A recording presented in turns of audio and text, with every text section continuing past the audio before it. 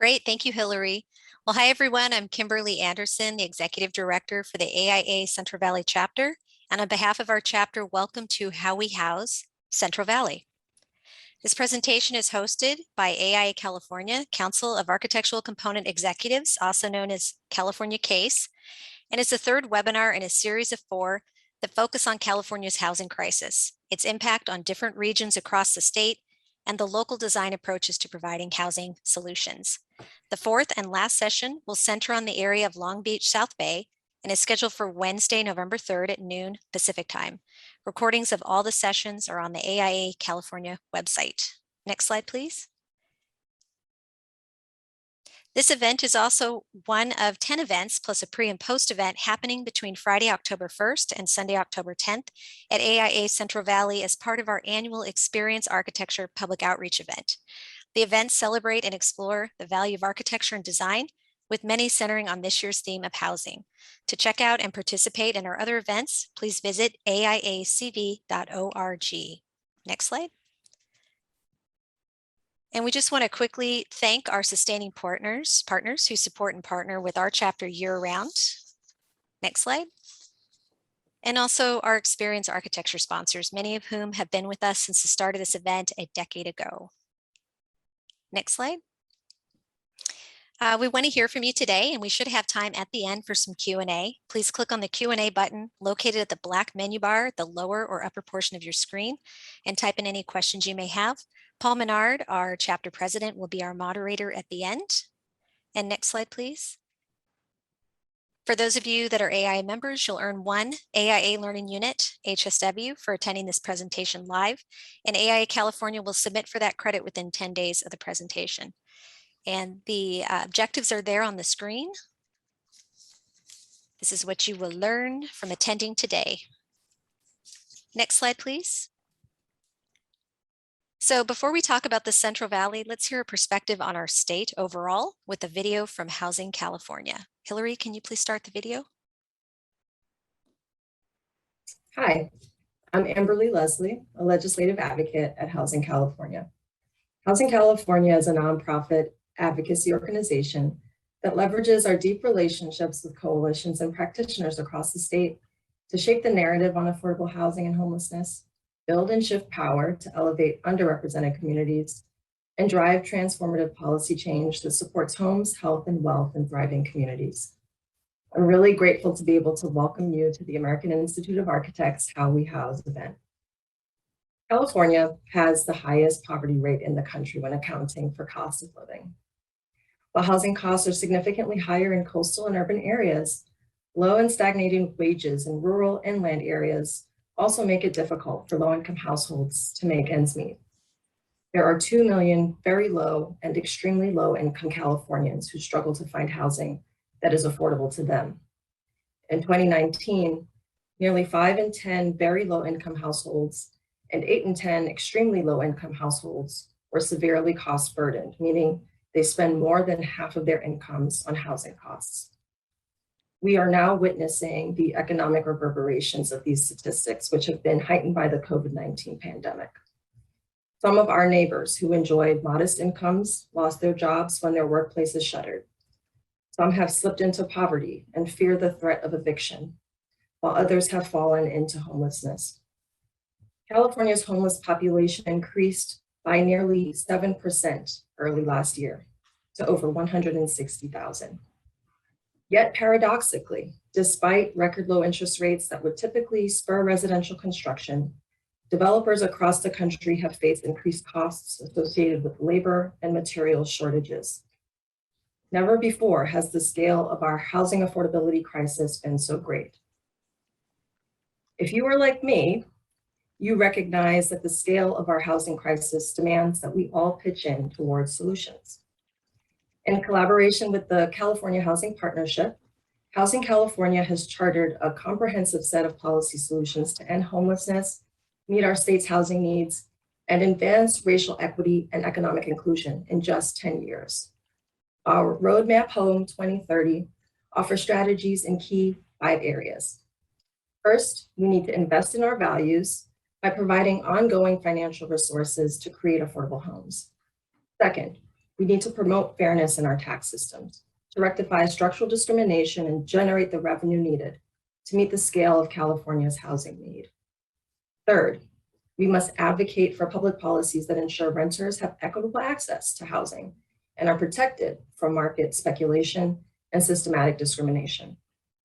Fourth, we support policies that create efficiencies and accountability in government. And finally, we need to reimagine growth so that developing affordable homes in all communities is easier and cheaper, especially in areas of opportunity and places where Black, Latinx, Indigenous, and other people of color traditionally have been excluded. You can learn more about all our 57 policy solutions by visiting roadmaphome2030.org. We are grateful to our statewide partners who advocated with us to secure support from the California legislature and Governor Gavin Newsom for unprecedented levels of housing investment. $2 billion will be allocated over the next 2 fiscal years to help local jurisdictions address homelessness. $2.75 billion over the next 2 years have been allocated to augment Home Key, which builds on the success of Project Room Key by providing funding to localities to serve those experiencing homelessness by acquiring and rehabilitating hotels, motels, and vacant apartments. $500 million will go towards California's low-income housing tax credit program. In coming years, we will continue to utilize our Roadmap Home 2030 to advocate that LIHTC expansion be made permanent, as it is a critical and reliable source of funding for affordable housing. Additional state resources have also been allocated to improve homebuyer assistance programs, to preserve naturally occurring affordable housing, and prevent eviction and foreclosure. In all, nearly $12 billion have been allocated to end and prevent homelessness and spur affordable housing development in our state. As an industry, these historic affordable housing investments buoy our spirits. Yet we know that durable change takes time. And so that means we must continue our advocacy in partnership for solutions like the ones I just mentioned. We look to you to join our efforts as creative visionaries, as masters of the long game, as jacks of all trades to help us move California towards a vision of housing that is sensitive to a community's history, its culture, its landscape, toward a vision of housing that is as affordable as it is beautiful. I hope you enjoy the program.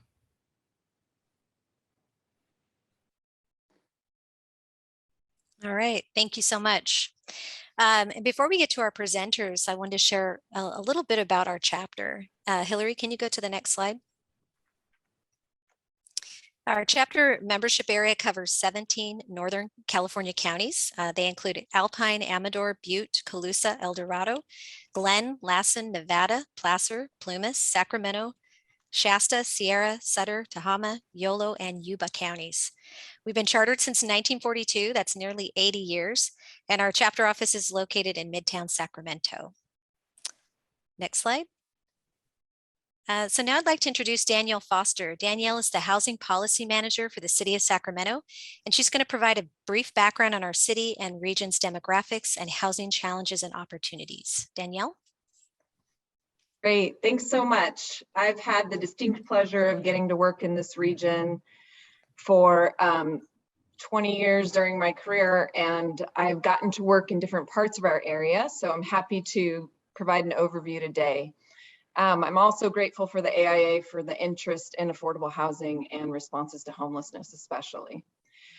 So our Central Valley area, our Sacramento region connects the Central Valley up to Sierra Nevada and spans many counties, as was just listed. Of course, Sacramento is our state capital and was the home of the terminus for the first transcontinental railroad.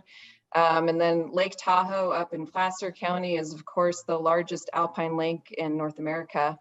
So the area, having a lot of flat land in the valley, has been very important in agricultural terms and continues to be one of the most important agricultural areas today, as well as, you know, historically was connected to the gold rush and other excitement of California. The region today, the Sacramento region, is about 2.2 million people, including 1.4 million workers. And over the last decade, Sacramento area regionally has grown over 11%, and this is higher than the 7% growth of the US or the 5% growth in the state of California on average. So we are seeing a lot of growth in our area. We have and continue to be a diverse region. In 2018, the Sacramento area was named the 6th most diverse city.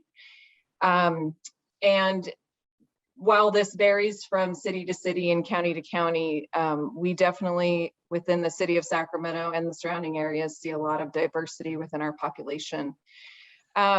Major employers include, of course, government, business and finance, and education in our region.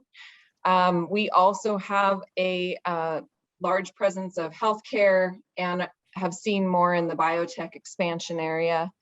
As we look at our workforce development, especially locally, we are seeing a need for more skilled labor, particularly in areas like healthcare, protective services, or law enforcement, and then computer science and IT.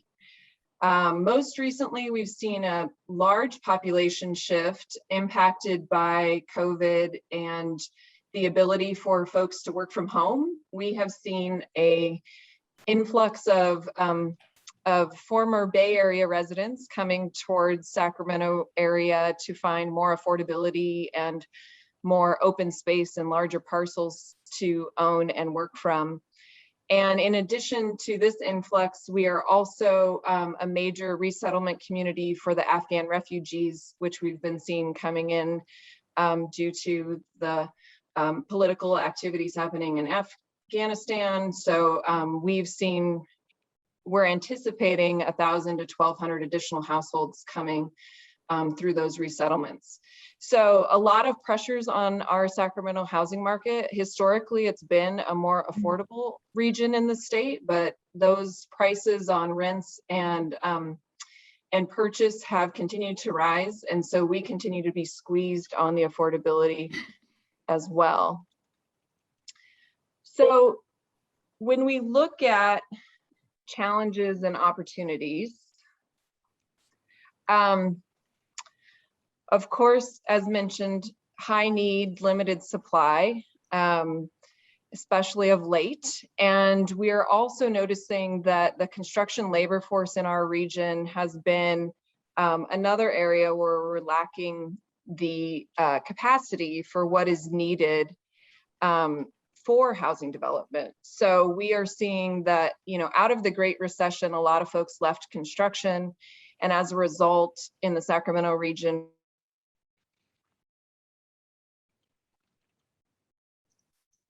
where costs for construction and pricing for labor tend to be higher. So that has pushed on the cost of construction locally for Sacramento. We've also seen during Great Recession, we saw a lot of reductions in affordable housing requirements in our region, or inclusionary housing requirements, where cities and counties would require a percentage of units to be affordable anytime development occurs in their jurisdiction. There was concern that those types of requirements might hamper construction during some tough times. And then, of course, the loss of redevelopment funding in 2012 in order to balance the state budget. And while I do want to acknowledge that the current administration has put a lot into affordable housing and homelessness, we're still nowhere near where we were when we had $100 billion a year for affordable housing just coming from redevelopment sources that was certain and local and easy to fund affordable housing. So we have a dozen affordable housing projects just in the city of Sacramento that are waiting to be funded, but are ready otherwise to go. In 2019, over 86,000 low-income households in Sacramento area did not have access to affordable housing. There's more information about cost burden at the California Housing Partnership website that I would recommend statewide. But as mentioned in the statewide video, cost burden and homelessness are higher amongst our Black, Latinx, Indigenous, and people of color. Both lack of affordability and homelessness, we tend to see higher in those populations. But there are opportunities, and we're excited to be part of this conversation and hear more from our speakers today because locally in the city of Sacramento, we've been working on a citywide response, our comprehensive siting plan to respond to homelessness. We've been working on creative solutions here, and I know that our speakers have some great ideas around co-locating various types of housing and response together, leveraging services and staffing all in one place to design quality locations to respond to homelessness, and then also have done just great work on furthering affordable housing development that's energy efficient and great places for our residents to live. I also want to recognize in the city of Sacramento, we've done amazing work on how do we push forward affordable housing and housing development through our policies, and we've implemented things like $0 development impact fee.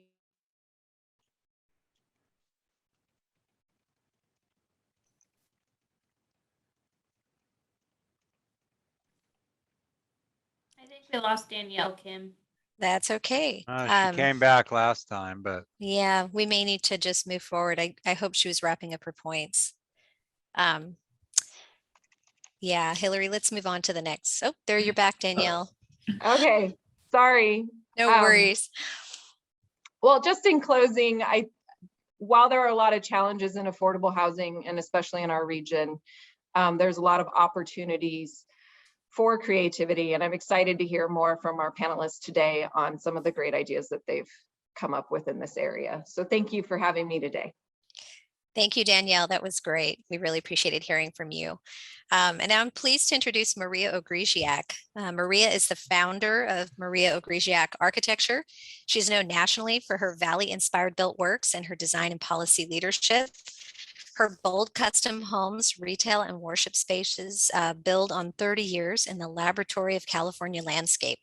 She draws from the culture of identity, the character of materials, green technology, and the distinct characteristics of the region to create architecture to transform and uplift the everyday experience.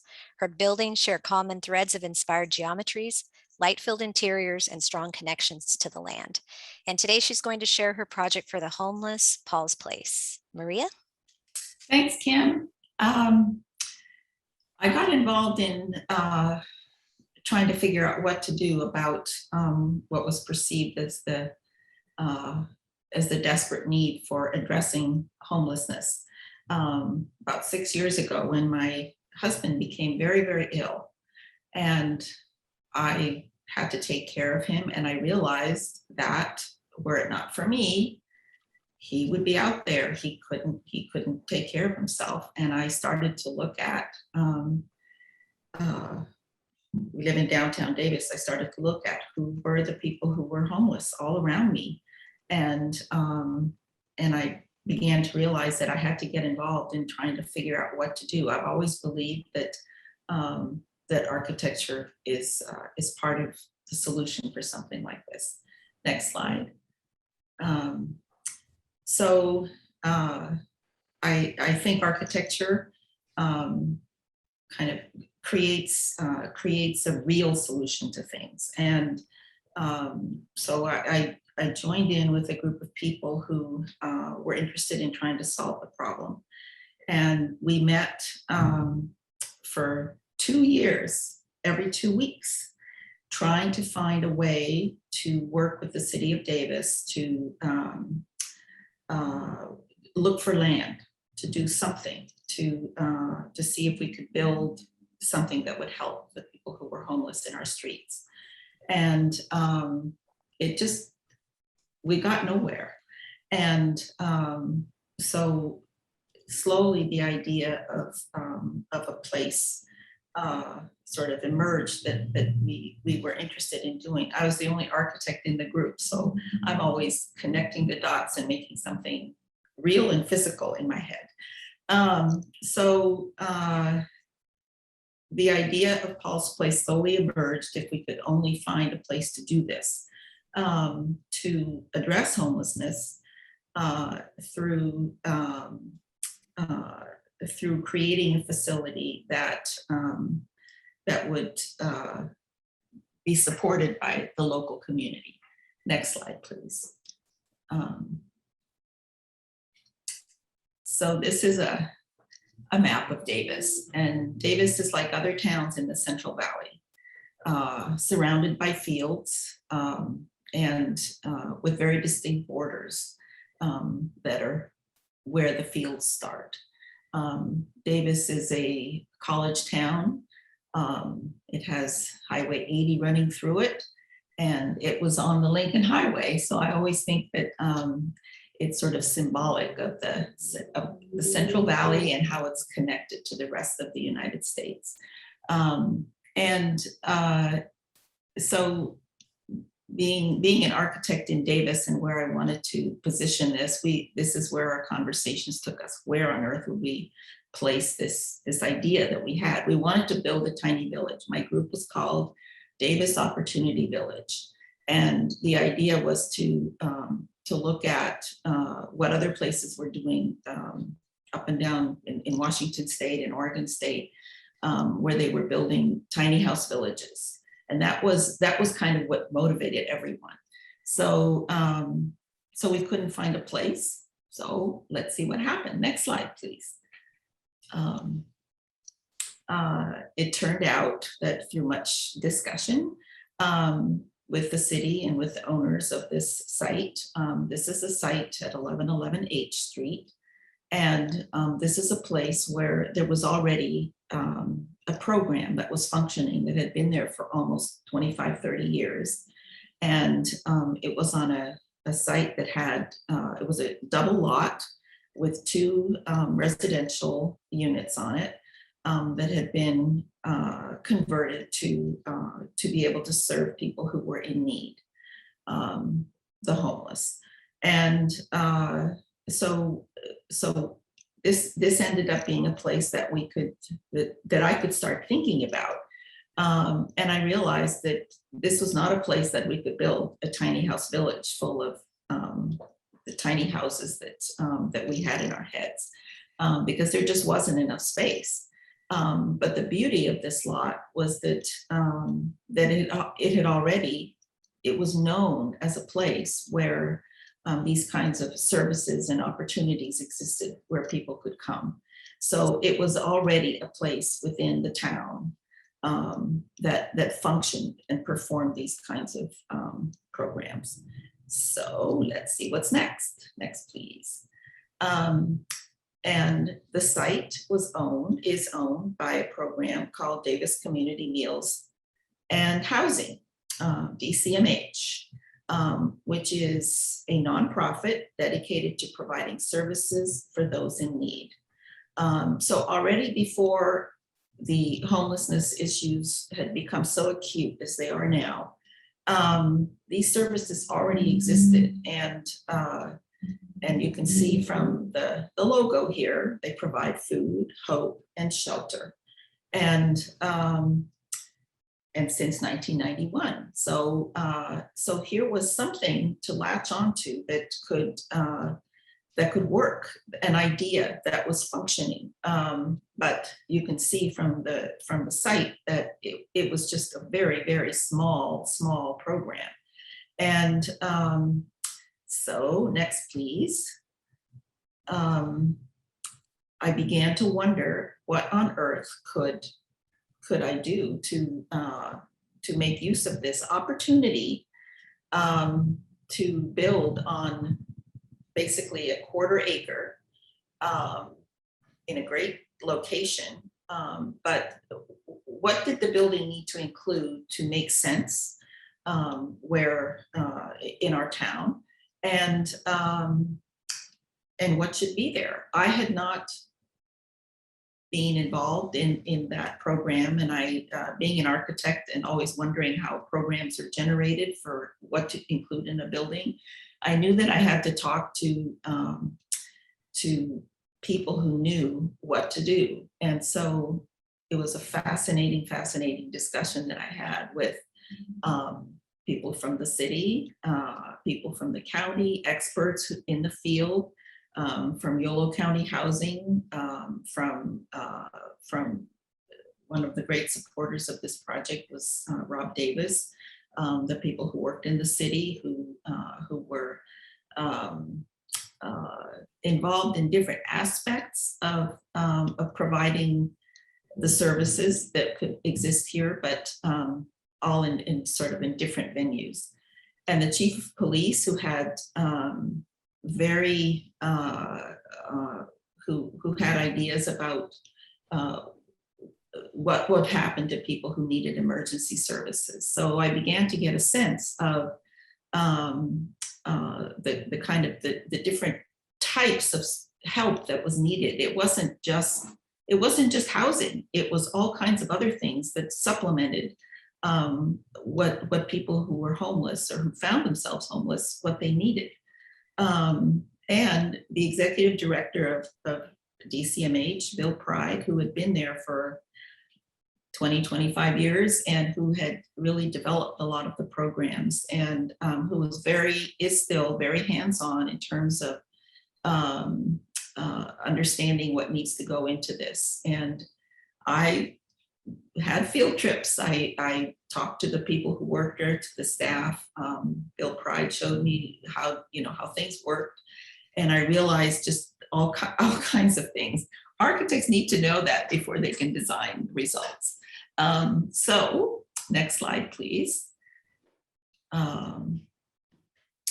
So I began to work on trying to figure out what to do. So this is the idea that came forward based on all the discussions and all the input.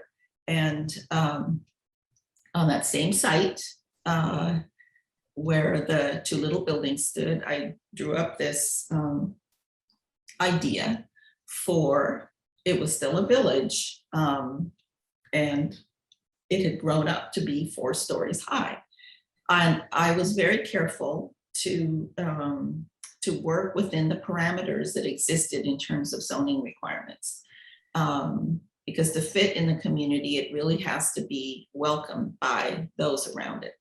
And so the setbacks, I kept to the setbacks, I kept to the height limits, and I fit in the programs that I had discussed with all those different people, and tried to make them work in the context that I was given. This is what had to work. So next, please. So I'm showing you a section here of the idea behind the building. The section shows you the concept of putting.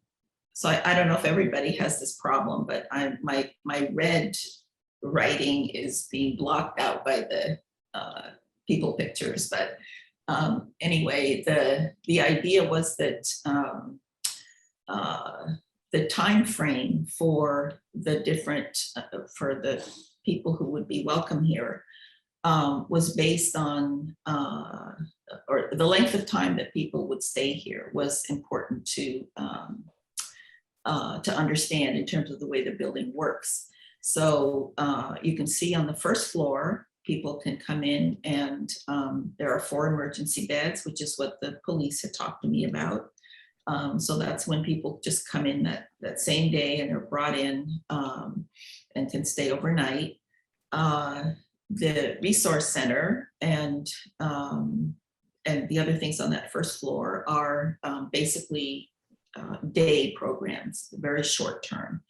And the second floor is what I call medium stay. So it consists of what's called transitional housing or bridge housing, and that consists of 10 bedrooms and shared spaces.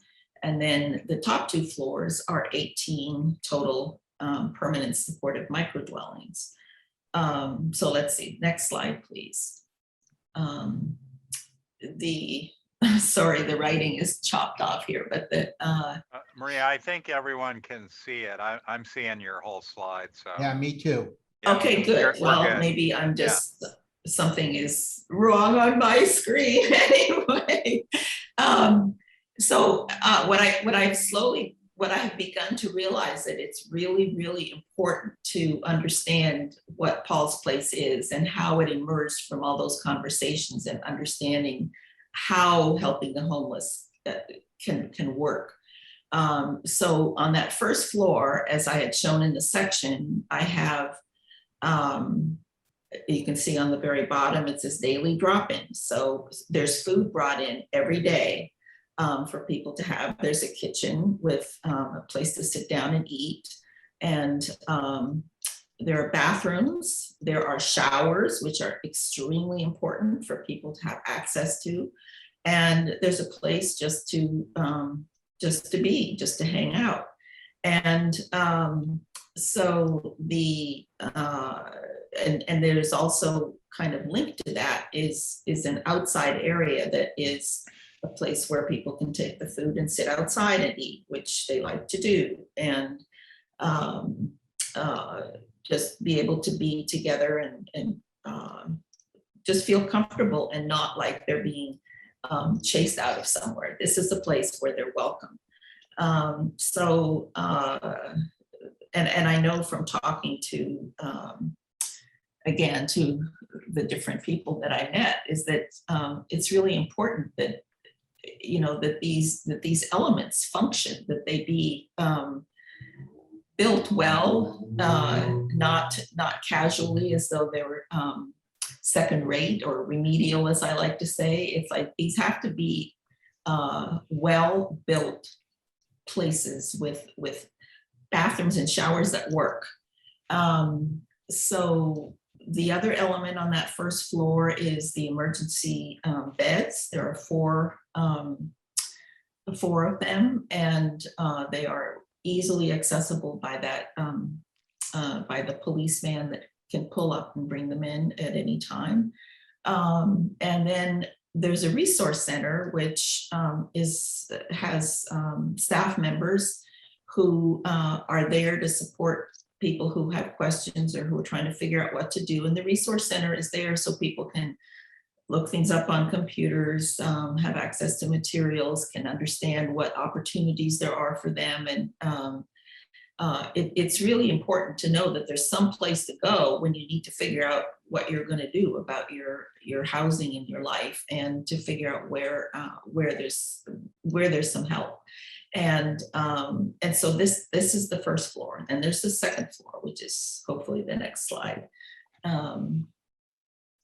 So the medium term is the transitional or bridge housing, where people can stay for something like 12 to 18 months. And there are, an entire floor consists of 10 individual bedrooms. There's support staff, and there are shared spaces. So there are bathrooms that, so each bedroom doesn't have its own bathroom, but I think it sort of, I think of this as a house. It's a home where people have bedrooms, and then they use the bathrooms that are available. And then there's a common space that has kitchen, sitting, working, dining, and there's laundry space. So it really functions like a house where people can just come and be. And again, the idea is that it's part of the progression, that they can be there, they can relax, and then they can figure out their next steps. But this is where they can feel like they can just be there for a while and feel comfortable. Next slide, please. And then the top two floors are a version of what I had always imagined, having the tiny houses.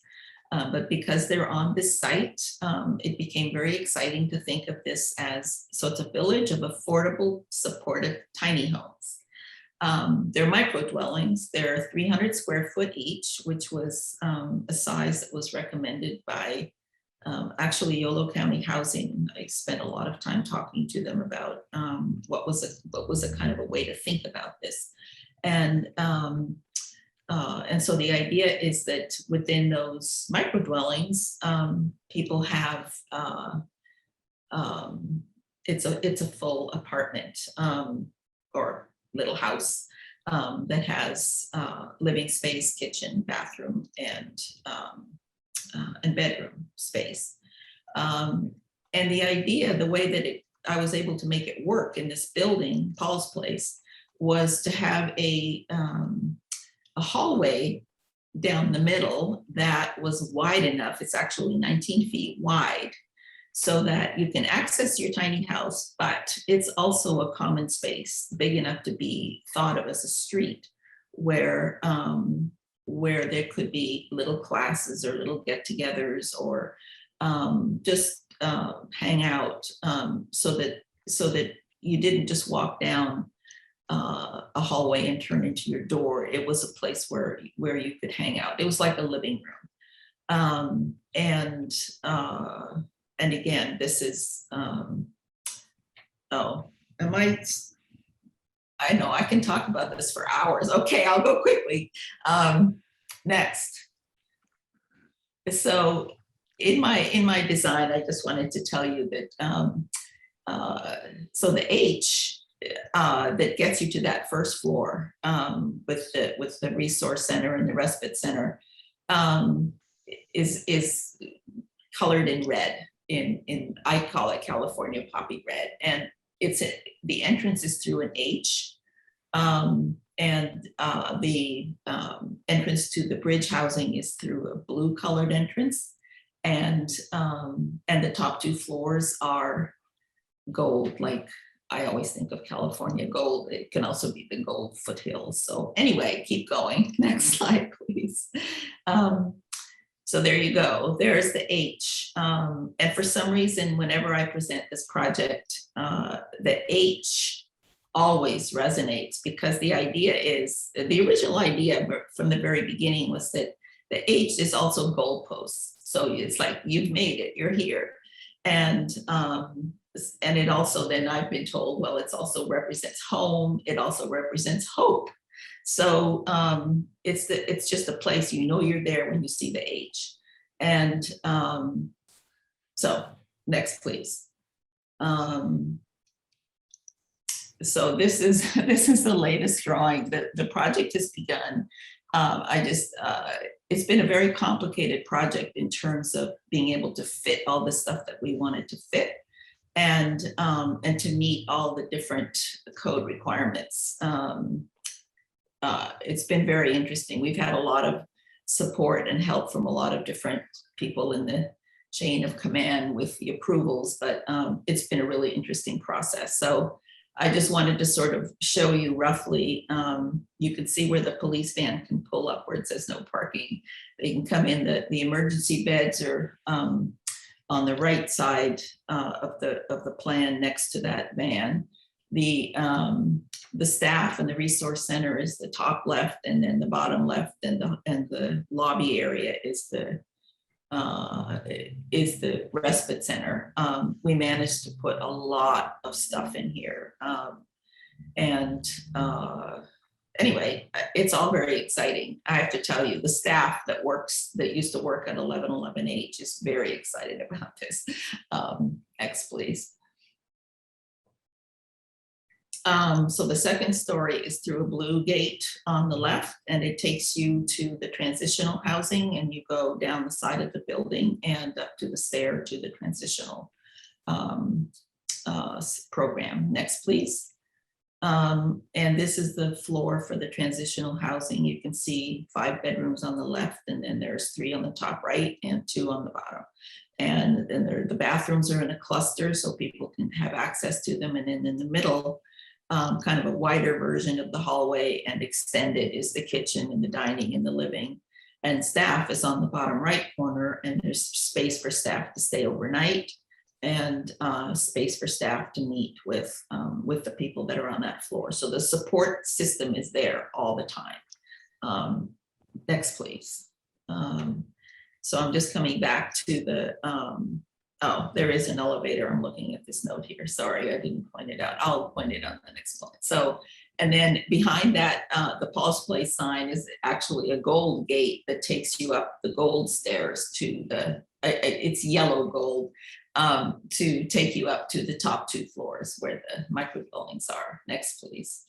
I'll show you in the plan. If you look down the main hallway there, and you get to the top, and on the right, there's an elevator right there, and that's a very important part of the plan. And it's at the very end of the hall is the laundry space. And this is the top 2 floors are the permanent supportive micro units. So there's 5 on the left and 4 on the right. And they're all adaptable with the exception of some that are accessible. And there are stairs, and again, the wide hallway in the middle to be able to have get-togethers and think of it as a street. So next, please. I'm trying to go quickly. So this is just a diagram of the site, which again has places to sit and eat, has the pathways to the different areas, has planters in the front where people can, the idea was to be able to grow food. It's all to just show what's possible, and places for bike parking. It's very important to have big spaces for bikes for all those people who have to carry their belongings on their bikes. And so there's safe parking here for that. And then in the back, there's a fitness area, which I think is something that's highly sought after and something that needed to be included. Maria, Yes. I'm sorry to interrupt you, but we do want to get to David and we do want to get to questions. So Okay, that's fine. I'm done. okay. All right. Are you sure? Let's advance. Let's advance through really quick, Hillary, through the remaining. Oh, No, you I'm are sorry. done. Perfect. I know I get carried away. All right. Well, thank you so much, Maria. I'm now pleased to introduce David Mogavero, AIA. David is the senior principal of Mogavero Architects. He began his career designing naturally heated and cooled buildings over 30 years ago. David's practice embraces the full range of progressive community design, such as high-density mixed-use infill and holistic building systems, including daylighting, natural ventilation, passive heating and cooling, solar shading, water recycling, and on-site energy generation and agriculture. David's roles as developer and environmental advocate help him conceive projects that are economically viable and sensitive to the community and the environment. And David's going to share a variety of projects with us today. So David? Thank you, You're up. Kimberly. Can you hear me? We got you. Very good. Excellent. Excellent. So thanks for that introduction, Kimberly. And I want to acknowledge Danielle's very important role in our region when it comes to putting affordable housing projects together. She's done a wonderful job in many communities. I'm the senior partner of a practice of 40 people scattered actually around the world quite a bit. We do, as Kimberly said, mostly high density urban infill housing. And of that, probably 10 to 15 projects a year at least that are affordable with a capital A. I'm going to run through a few of our projects just in Sacramento, because that's what we're focusing on today, and attempt to cover some of the issues pertinent to building affordable housing in our region, and for that matter, throughout the state of California, including types of programs, entitlements, community acceptance, energy, economics for the people that live there, etc. Next slide, please, Hillary. So this is the first one. We finished this about 6 or 7 years ago in downtown Sacramento with our good client, Mercy Housing. It's 8 stories, concrete frame construction. Surprisingly, we were able to afford a full brick screen. Architects will appreciate that dimension of it. There's 150 units. They are all 100% affordable. That's the norm for those of you that aren't involved in affordable housing because of financing. They're almost always pure play projects and not mixed income so much. Of those 150 units, 75 of them are permanently supportive for formerly homeless people. Next slide, please. So these projects, especially where you have formerly homeless, require a very high level of interaction between the staff and the residents. A lot of them are coming directly off the street and have all kinds of very significant challenges that they have to figure out how to overcome. And so that's the nature. I'm not going to get into the details of that interaction too terribly much, but I also want to say that another critical component of formerly homeless housing is that we need to help them build new social network of new friends and relationships, because the ones they had were not supportive of good lifestyles oftentimes. So we had a health clinic on the ground floor in retail, and there's only 19 parking spaces in this building. And at the time, before the city of Sacramento had modified its rules, that was a bit of a struggle to get there. Next slide.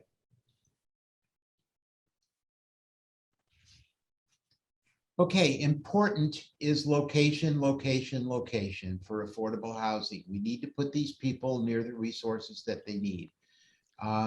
This project is walking distance from 140,000 jobs.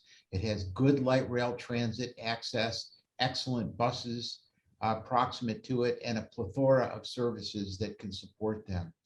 So we also need to think about affordable, not just in terms of housing. We need to think in terms of affordable communities, and thus the location parameter is really critical.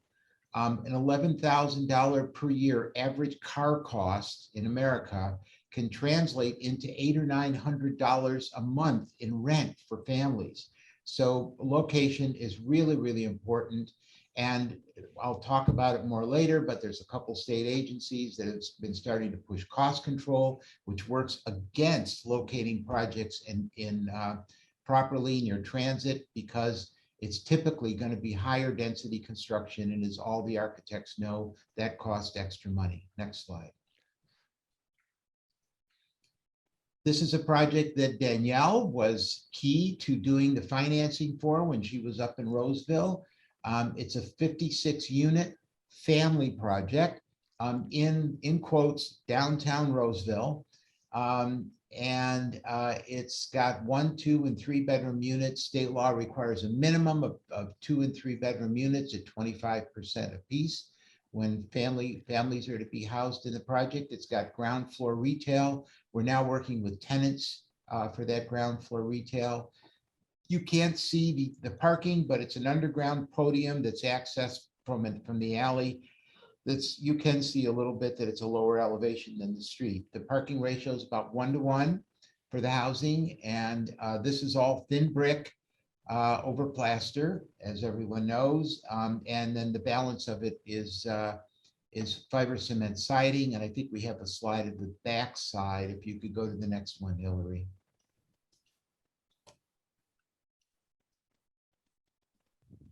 Hillary, are you? Oh, okay, good, thank you. Yeah, so this is the courtyard. You can see the plan where the building surrounds it. The 3 bedroom units are at the corners. Very critical to affordable housing is the plethora of funding that is necessary to make it happen. There can be 6, 7 different components of financing. As Danielle pointed out, the state of California has been doing a wonderful job of stepping up to the plate and adding resources to funding affordable housing. We had significant hazmat mitigation here. We're across the street from a railroad yard, and we did not do too much to accommodate the older kids here, because literally a block and a half away is this absolutely beautiful park that has lots of resources for older kids, and a library as well. Next slide, please, Hillary. Okay, so this project's under construction now. It's in downtown Sacramento. It was initiated by advocates in the LGBTQ community. The project is going to be targeted to the LGBTQ community. It's for seniors only, 55 and older. The neighborhood that it's in is the cultural focal point for that community. It's a 4-story wood frame with fiber cement siding. And next slide, please, Hillary. And you can see the slide on the left, which is the project under construction. Site plan over on the right, small courtyard, A tight little site that wraps around a couple of other buildings with alley access for parking on the right-hand side. And only 17 parking spaces. Again, excellent proximity to transit, services, et cetera, et cetera. And there was some controversy around this. And I want to say that, you know, regulatory wise, a lot of local governments, including Sacramento in a big way, has been doing a good job of easing the way for higher density housing by right, as opposed to in the old days, we used to have 2 pages of entitlement requests for everything that we wanted to do. And these projects take a long time. This project, we did the first sketches on it 7, maybe 8 years ago now. And financing is a challenge, and they oftentimes have to go through multiple rounds of applications to achieve it. So there's oftentimes a big gap between schematics, entitlements, and design development, contract documents, and construction administration. Next slide, please. And last but not least is a project that we have on the boards right now with Volunteers of America out of Virginia. This is in a neighborhood that has not seen proper redevelopment for literally decades, probably 6 or 7 decades. And this is the first installment of projects that are happening in the neighborhood. Again, ground floor retail along the boulevard. For those of you that are familiar with Del Paso Boulevard, this is where it's located.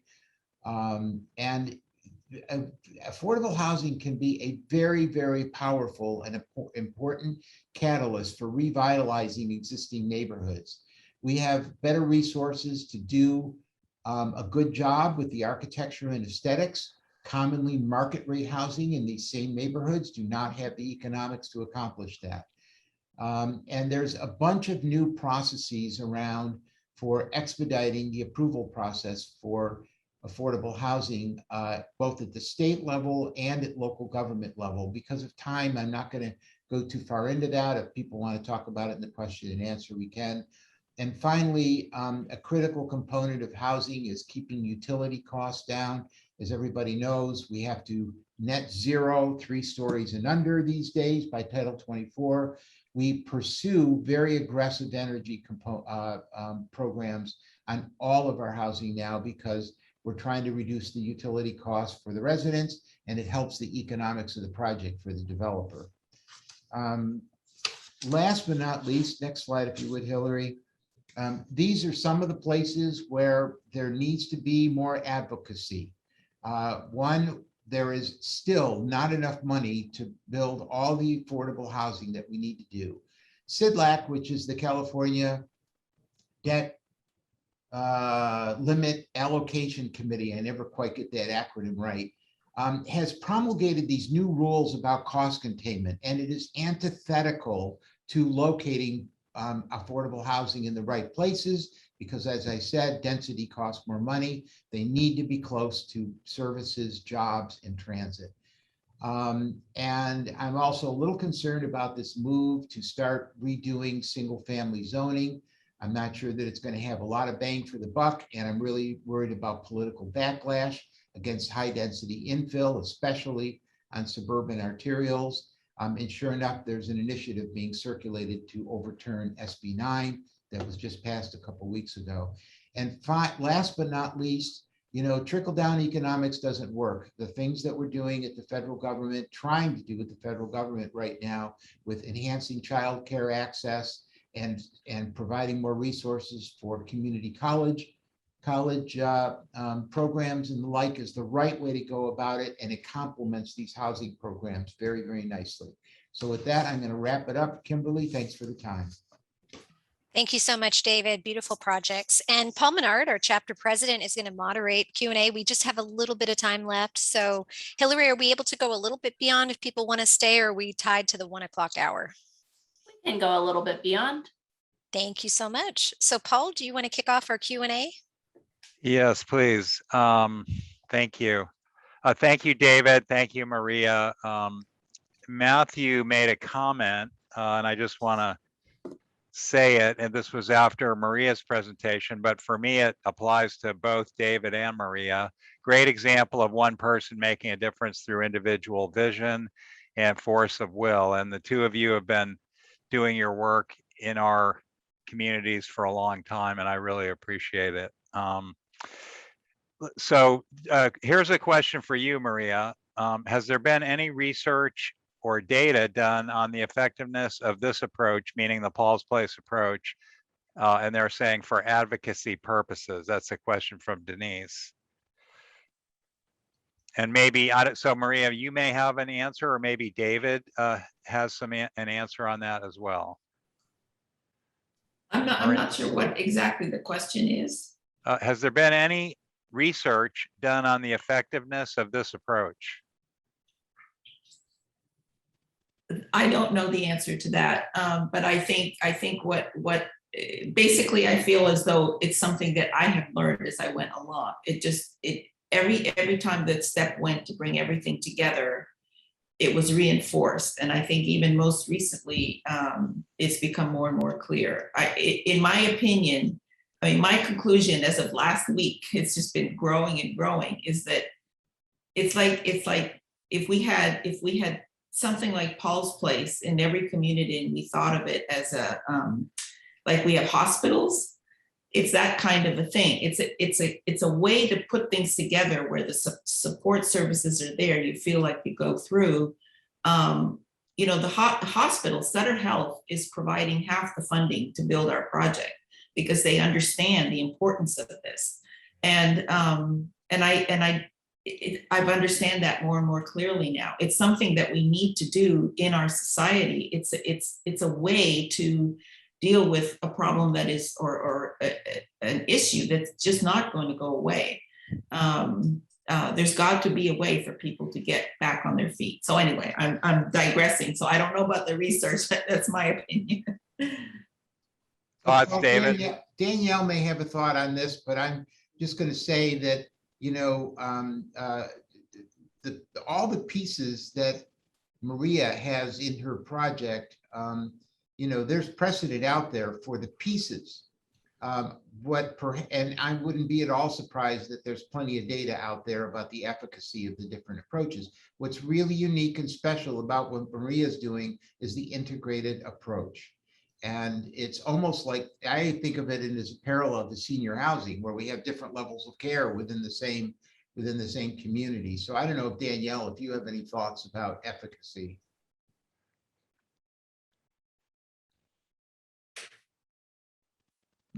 Danielle's not coming back, maybe. Right.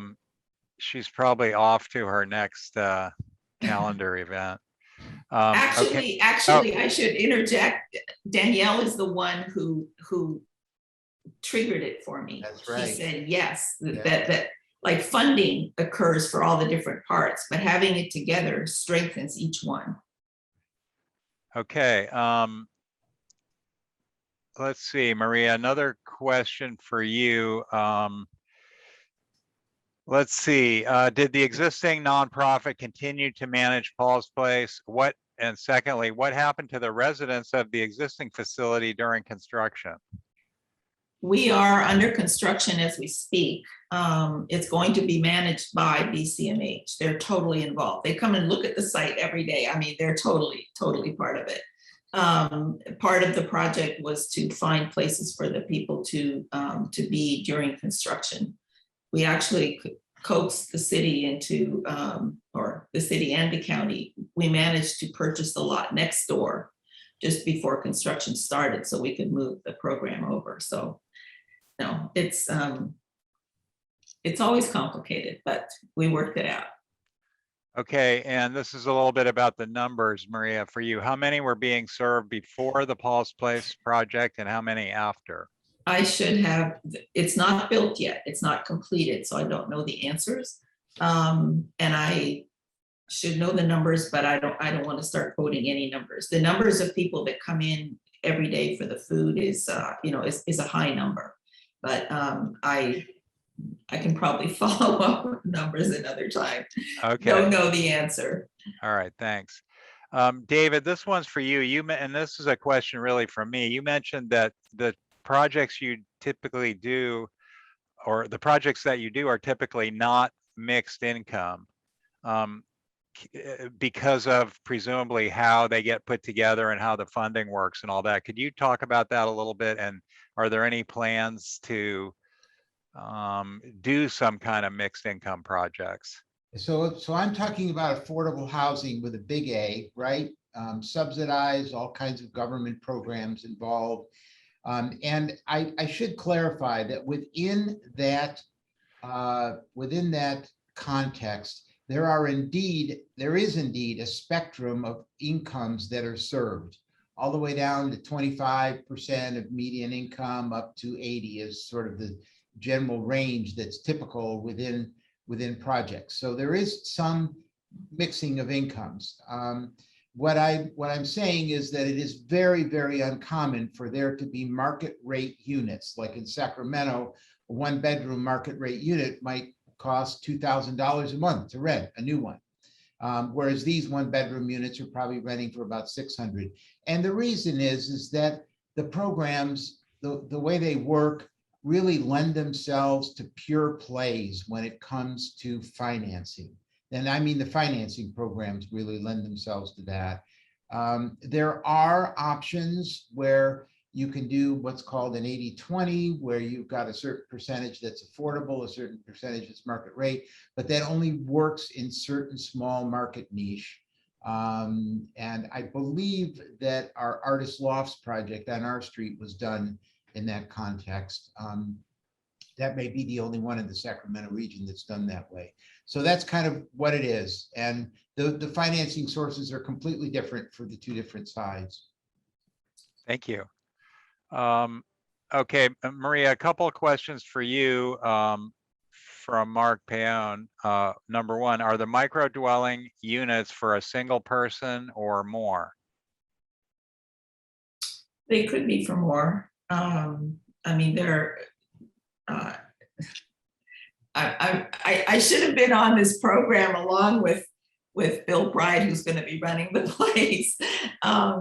No, the idea was that I think the original idea was that it was for one person, but the units are big enough that there should be room for more than one. But they're not meant for families. Okay, and the second part of that is, how long can someone stay in the micro dwelling? My understanding is that they're permanent, but they are affordable. And so because the goal of everything is to keep people looking for, to get to the next step, to be able to eventually be in a non-affordable unit, if that is a goal, then the idea is to help people get to that stage, but they're considered permanent. So sort of an answer. Okay, thank you. David, for you, are these projects dependent on continuous permanent subsidy funding? Yeah, that's a bit of a complicated answer. In essence, yes. They certainly are very rarely capable of carrying any servicing of debt. So virtually all of the funding, not all always, but probably 85% of the funding comes from capital resources that do not have to be paid back. It's not uncommon for projects to have a little bit of conventional debt where they're paying off a bit of a mortgage. And there are typically ongoing subsidies for the operations, mostly relative to providing the services that support people, whether it be after school programs or counseling or financial counseling, job assistance and things of that sort. That almost never is funded by the project itself. They almost always come from external sources. So who owns the projects typically? It's a matrix sort of. Most of the projects these days are funded through tax credits. And tax credits are a program that was initiated during the Reagan administration to allow corporations and rich people to have tax shelter. And so we have the residual of, and so they get basically a tax credit if they put capital into these projects. That's where most of the money comes from. But the owners are typically a developer. They, for a lot of our clients are nonprofits. We work for a lot of for-profits like the related companies as well. But they're basically relatively typical developers, except they're a whole lot smarter than the market rate people that work out there, because these projects are very complicated. I always watch my market rate friends strutting around thinking that they're hot stuff, and I go work in affordable housing for a while. So anyway, and they have partners, and the partners are the tax credit investors. And sometimes there's partners that are even beyond that as well. Well, thank you, Kim. We're already 5-6 minutes past the hour. So, and we've gone through a nice cross section of the questions that popped up in the chat. So it could be an appropriate time to end, I guess. I agree. Thank you so much, Paul. And thank you, Maria and David. And thank you everyone for joining us today for this opportunity to talk about how we house in Central Valley. So we hope to see you all at the final session on November 3rd. Have a great rest of your day. Bye-bye. Thank you. Thank you, Take care. everyone. Bye. Bye.